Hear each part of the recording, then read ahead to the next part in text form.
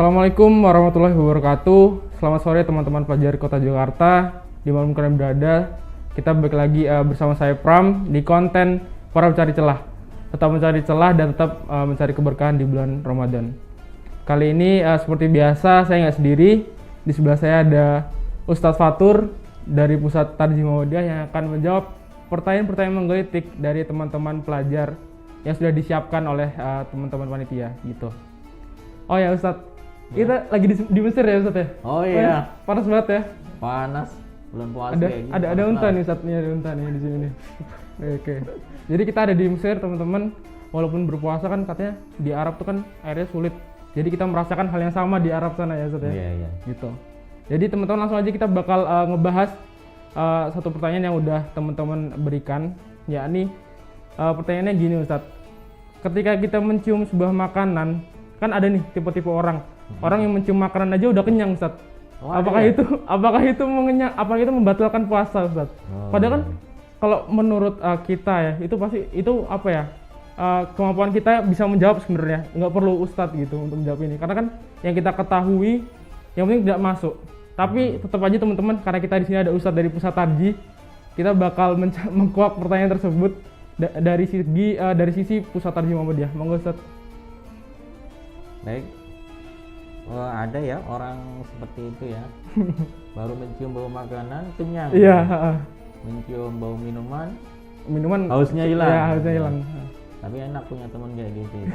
Nggak nyusahin ya Ustadz. Cara makan-makan, tinggal dihidangkan makanan, suruh nyium udah kenyang. Sehingga kita yang makan. Kita yang ngabisin. Ya, bener Ustadz. Masalah mencium aroma makanan itu tidak membatalkan puasa. Kenapa tidak membatalkan?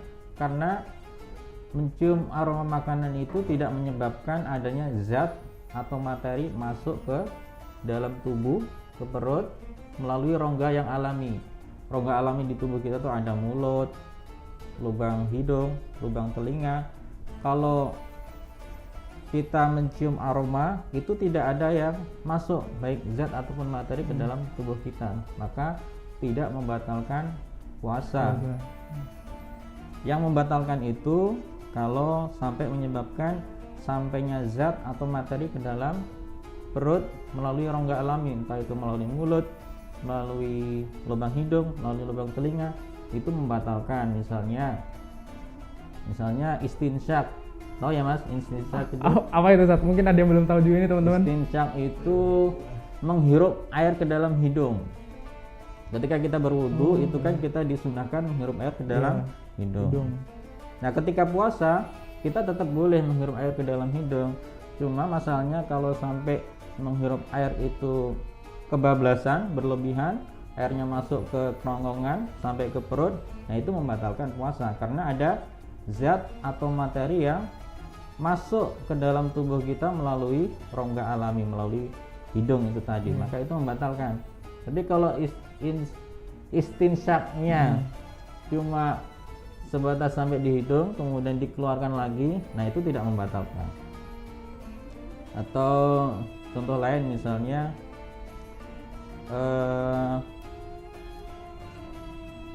hal yang membatalkan itu seperti merokok misalnya, itu membatalkan. Asap rokok termasuk juga uap makanan itu bisa membatalkan puasa. Karena apa? Ketika merokok itu kita menghirup asap. Asap itu ada zat, ada materi, ada jism di situ, ada bentuknya yang masuk ke dalam tubuh kita. Masuk ke kerongkongan sampai ke paru-paru. Nah, itu bisa membatalkan puasa karena ada zat masuk melalui rongga alami dari mulut dan hidung kita. Termasuk juga uap makanan itu membatalkan. Jadi kalau membatalkan uap makanan asap begitu, misal panas itu Ustadz, itu membatalkan. Ya, jadi begini, kalau tadi kan mencium aroma, kalau sekedar mencium aroma itu maksudnya ada masakan, kita tidak sengaja tercium aromanya, itu tidak batal. Tapi kalau uap itu ada bentuknya, ada zat atau materinya, ada jismnya. Jadi kalau misalkan ada masakan terus kita datangi masakan itu, uapnya kita hirup, nah itu membatalkan puasa karena di situ ada zat atau materi yang masuk melalui rongga hidung masuk ke tubuh kita. Sama seperti asap rokok. Jadi asap rokok, uap masakan itu bisa membatalkan puasa. Seperti itu. Kalau misalnya ngerokok nih, tadi bahas yang rokok ya. Kalau misalnya rokok cuman dimainin di rongga mulut, apa itu juga membatalkan Ustaz? Nggak mungkin rokok itu cukup di mulut tuh tidak mungkin. Rokok itu pasti bakal sampai ke paru-paru, sampai ke dalam. Jadi misalkan ada orang alasannya, saya merokoknya cuma sampai mulut terus dikeluarin, mulut sampai keluarin. Nggak bakal orang merokok kayak gitu tuh, itu nggak ada kenikmatan ya kan? Iya benar Ustaz. Jadi alasan rokok itu bisa membatalkan puasa yang pertama itu karena ada zat atau materi yang masuk melalui mulut dan hidung ke dalam tubuh kita. Alasan yang kedua karena merokok itu bisa menimbulkan efek kenikmatan. Jadi merokok itu bisa menumbuhkan selera.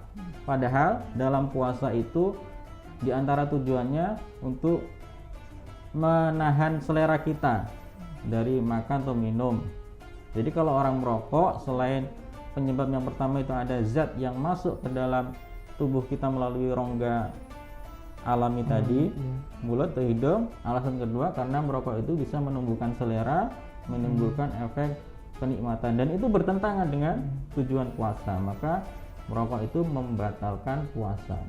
Berarti kalau misalnya tadi kan Ustaz bilang kalau kita tidak sengaja menghirup itu tidak batal. Misalnya ada tetangga lagi persiapan buka puasa, kita menghirup itu nggak batal Ustaz ya? Bukan menghirup, jadi mencium. Ya. Jadi yang harus diluruskan di sini, kalau mencium itu tanpa sengaja. Jadi kita sekedar lewat, entah lewat rumah orang lagi masak-masak, mencium baunya, atau lagi ngabuburit, itu kan sepanjang jalan kan aromanya semerbak, itu aroma jajanan, makanan itu kan aromanya kemana-mana. Kalau sekedar mencium aroma itu tidak membatalkan. Yang membatalkan tadi itu ketika menghirup uap masakan.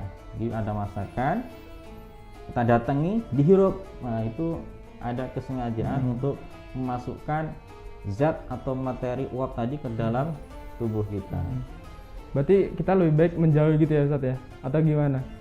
Enak ya kayak gitu? Kan Ya. kita kan puasa kan menjaga nafsu biar kita nggak mendekati makanan gitu lah.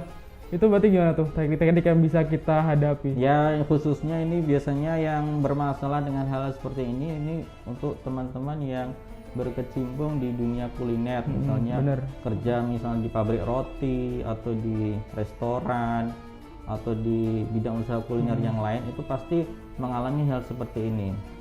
Solusinya ya mungkin bisa pakai masker pas bulan puasa ketika masak, atau pakai penutup lain yang bisa mengurangi kita mencium aroma yang itu bisa jadi menggoda kita untuk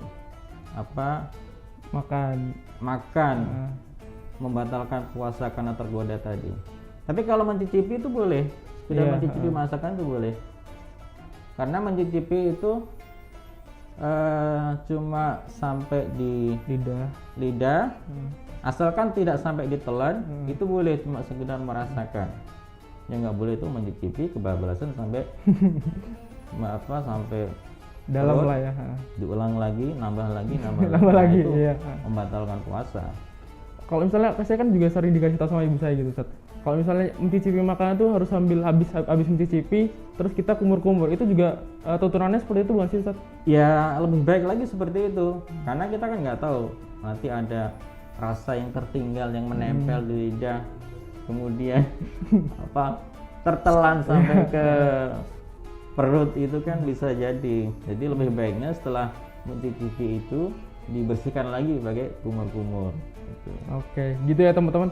Jadi kalau kita puasa tuh nggak usah lah kita mendekati makanan itu ya Ustaz ya. Kalau bisa udah kita di rumah diem aja udah gitu. Ditonton aja makanannya gitu. Kalau nggak nonton di YouTube tuh kita nggak dapet baunya gitu. Tapi itu makruh nggak Ustaz itu nonton itu? Oh nggak apa-apa. Nggak apa ya. Soalnya saya juga sering dengar tuh katanya makruh gitu kata Ustaz. Itu nggak ngapa-ngapain, cuma ditonton ya. Nggak masalah ya. Tapi kan itu menimbulkan keinginan kita lapar gitu Ustaz. Nggak masalah, insya Allah nggak masalah. Nggak masalah ya gitu lah.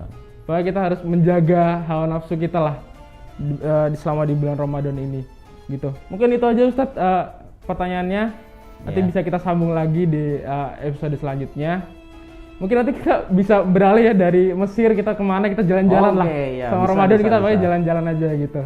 Mungkin itu aja teman-teman jawaban dari Ustadz Fatur dari Pusat Tarjih Muhammadiyah. Silakan teman-teman yang masih punya pertanyaan bisa sampaikan aja ke Instagram pimpinan daerah IPM Kota Jakarta maupun di Pusat Tarjih Muhammadiyah. Jangan lupa tetap nantikan episode selanjutnya di YouTube pimpinan daerah Ikatan Pelajar Muhammadiyah Kota Jakarta ataupun di YouTube Pusat Tarjih Muhammadiyah gitu teman-teman.